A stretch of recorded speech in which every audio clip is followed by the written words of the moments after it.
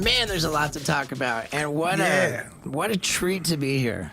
I really, it's so good to see you, Mike, man. You've always been brother. So good to me. My Mike Tyson stories are so fucking good. Yeah, you know, yeah. Now I'll go back to when my book came out.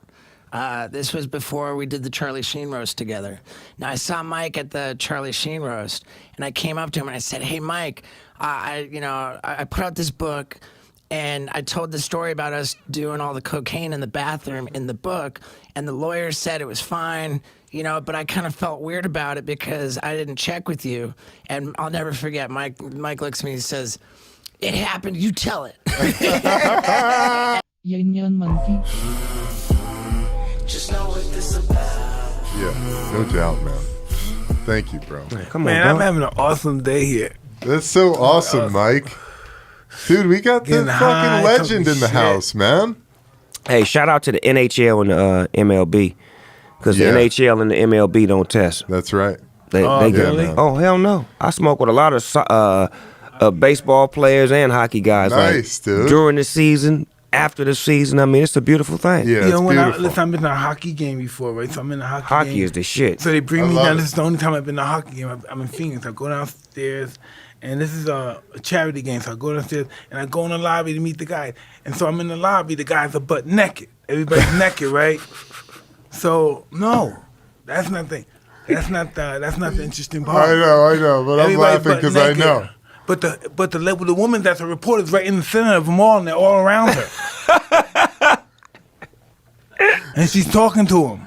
And they're talking to her, they're drinking, pouring champagne. Oh, it's crazy. Yeah, insane. Crazy. That's my first time I've ever been around hockey players or The anything. locker room. There's a bunch of savages, girl. Yeah. Yeah, they is. Holy shit. Hockey they is. players for Fuck. sure, man. Because you know they get to fight, Mike, and the referee just leave them alone. I know. Yeah. Checking each other. Like, get like a brawl, like, until somebody fall out. Yeah, that's interesting, about the cultures of sports. Right. Because football players are savages, but they've been so beaten down Right. that you don't have the luxury of being an individual. That's why I always loved Randy Moss, man. Yeah, because he was at work. him. Yeah, you at all know, times. At all times. And I always loved that about Randy. And, Well, he was raised off that Snoop Dogg music, so oh, hell yeah, bro. attribute Hell yeah. that to that. Of course, man. That mentality. Of course. And you are the godfather, one of the sports godfathers were of that. invented from a war. Yeah. For From real? war. From a war. Like soccer was I invented see from that China. later, Snoop. Because when Ming Dynasty, when they fight, they cut the head off of it, and they play soccer, kicking it around. Are you serious? Yes. That's how soccer was invented.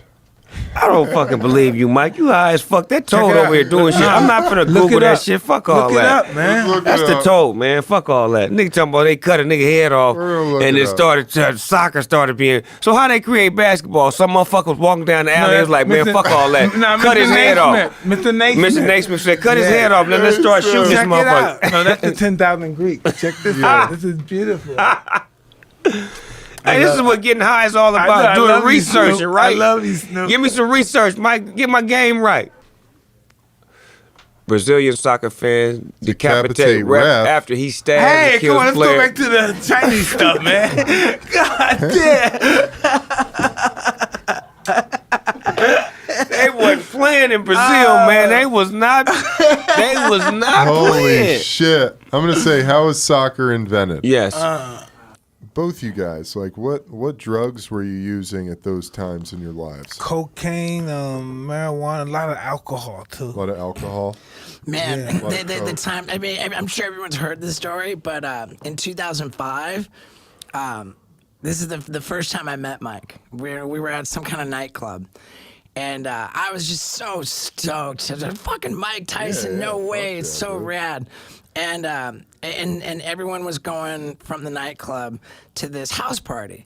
And so, I found out where it was, and I was like, I wasn't invited, but I'm just like, fuck it, I'm just gonna show up. And I was by myself, and I just like, whatever, I took a taxi to show up at this random house, and I'm not invited, and I'm like, I want to party here, And so I like ring the doorbell or whatever, I bang on the door, and the door opens up, and it's fucking Mike himself who opened up the door, right? That's such a movie, dude. Mike opens up the door, and I'm like, no way, I don't know anybody here, you know, I don't even know Mike, but I said, hey man, is it cool if I come in? And Mike, like, it was like he threw a punch, like it was like he threw a punch like past me, you know, like over my shoulder, and like threw it like next to me, past me, and hooked it, and then pulled you by the shoulder? Yeah, well, no, by the like clocked me in the back of my head, not knocking me into the house. He's like, get in here, you know. I love it. Yeah, dude. it was like this ghost punch, and he hooked it around and pulled me in the house, and we're in the house like not even a second, and he says, you got any coke? And I said, fuck yeah, I do. I said, fuck yeah, I do. Not only do I have coke, I have a bunch. And I was not kidding, man. shit. I had like both pockets, right? I'd like, for anyone, you know, an 8-ball is like a fairly substantial amount of Yeah, it's a cocaine. lot. You know, that's 3.5 grams. In my left pocket, I recall having an 8-ball that had not even been touched, and in my right pocket, I had like an 8-ball that had been like halfway through. So at the end of the day, Good it was roughly, I don't think I'm exaggerating a lot. I think I had about 5 grams of cocaine. All right, and so I'm like, yeah, I got a bunch. So Mike and I, we go in this bathroom in the house, right? We just fucking lock ourselves in this bathroom, and we were in there for like easy Whose 3 house hours. was it? Friend of mine. Oh, Yeah, we were in there for like fucking 3 hours, just talking. on and on. That's I'll awesome. never forget when and here's the craziest thing is that, like, I was a cigarette smoker at the time. I smoked Newports. Mike asked me for a cigarette in this bathroom, like right when we first go in there. Oh, let me get a cigarette, right? I couldn't believe this. He takes the cigarette in his like a Newport cigarette. He rolls it between his fingers. You got to explain this to me, Mike, because I still don't understand it. He rolls it in his fingers back and forth so that the tobacco falls out on the bathroom counter. Right, like, and he keeps doing it, rolls it back and forth. So he gets done with it. Now, like, there's the brown filter on the end, and the cigarette paper is empty. It's just like a cylinder, like an empty tube of cigarette paper. So then he turns it right side up. We've got a whole pile of powder cocaine on the bathroom counter, and crush it all up, real fine powder. And Mike's like scooping it in with like a driver's license or credit card. I don't know. He's just scooping it in and pouring the powder into the tube, the cylinder of cigarette paper, right? No tobacco mixed in. It's just, he's just dumping in just pure cocaine, nothing but cocaine to fill this cigarette. And I'm looking at it, I'm so fascinated. I'm looking at it, I'm thinking, that just can't work. I mean, like, just like logistically, like, that can't fucking work that way. You know, like the cocaine, the cigarette paper has to burn way faster than the cocaine, right? Like, you can't just have solid cocaine with like cigarette paper wrapped around it and expect it to smoke. And I'm watching him do this, and I'm just thinking, like, this is the most fascinating, like, fucking drug addict science fair experiment. you know? And That's what it was. And sure enough, he got it to work. I mean, did you pull the filter out? Yeah, pull the filter out. Pull the filter out, and he's just like cradling it, and like he smoked it. Now I was like a little bit weirded out by the idea of smoking coke, so I was just snorting it. Mike finishes his cigarette contraption, and then like he gets done with it, and he makes another. And I'm so fascinated, right? I just keep giving him. I don't care. I just let Mike have it. I'm like, dude, I was so fascinated. The experience was so incredible, and like, mind you, smoking all this cocaine, we're locked in like a small bathroom. Like, it is so dense, the smoke in the air. Like, no crack house could possibly be that fucked up of like air quality as far as just being in a cloud of fucking cocaine smoke. And we're having this great conversation, and Mike's smoking this coke smoke after coke smoke, and like, for probably like 3 hours, and then Holy all of it was shit. gone. We went through All of it. All of it. And then at You're some junkies, man. and then when we were done with like 5 fucking grams of cocaine, like 3 hours later, like and now because there's no more cocaine, it's time for Steve-O to go. All right, Steve-O, we'll see you later, man. Thanks for coming. And so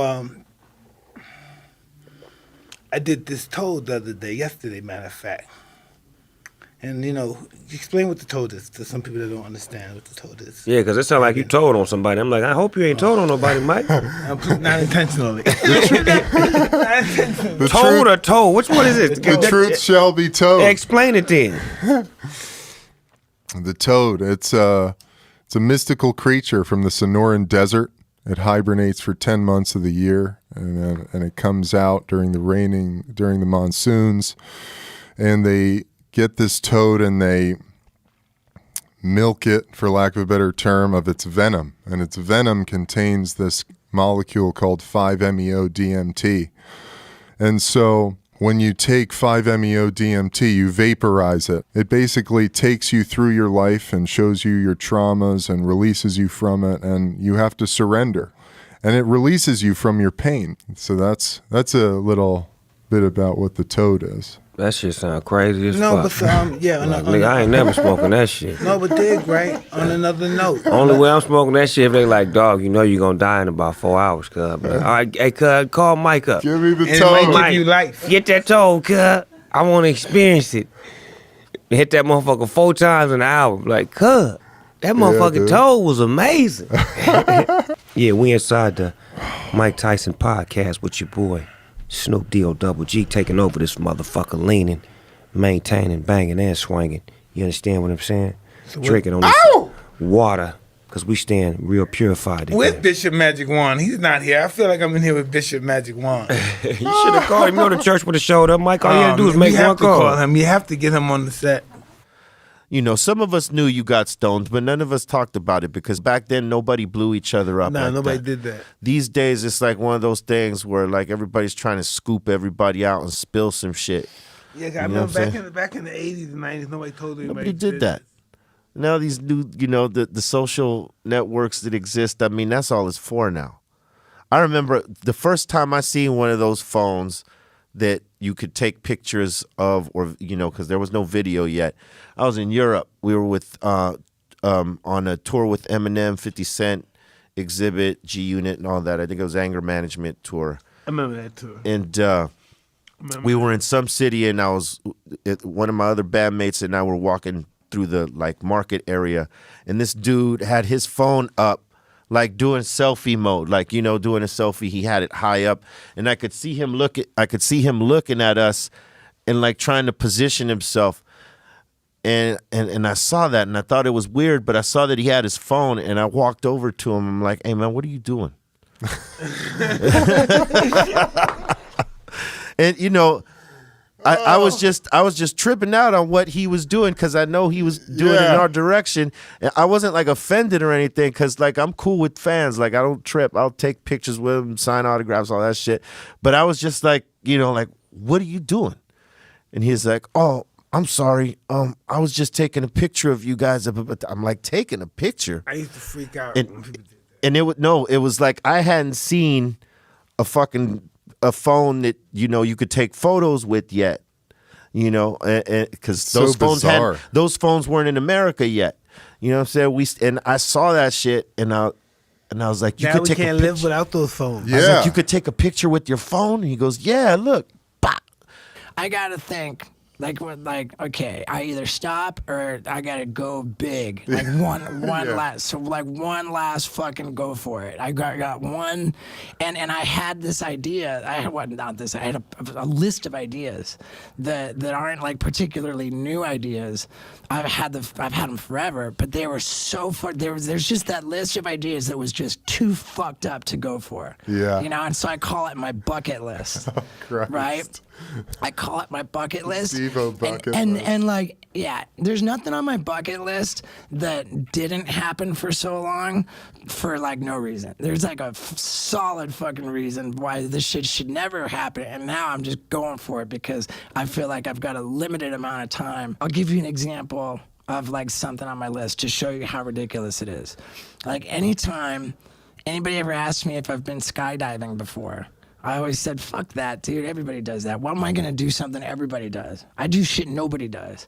So I said years ago, probably 15 years ago, I said, if I ever go skydiving, my first time, you got to have a dude strapped on your back, like a tandem skydive instructor. Well, I'm going to be fucking butt-ass naked. And I'm gonna be fucking furiously jacking off. Oh man! and I will not have blown a load for a long time, man. Like 4 days. You know, madman. And then when I'm whacking it, I reach the point of no return right around the first squirt. That's when I leave the plane. So I'm free falling through the fucking sky, cranking out the biggest load you ever saw, and I call the idea skyjacking. Right, and that's like that. Yeah, and dude, You're really losing it, Steve. That's really taking it to the next level. Dude, everything on my list is taken to the next level. And like, I'll be honest, I shouldn't say this, but I'm legitimately concerned that I'm not leaving myself anywhere to go with that shit.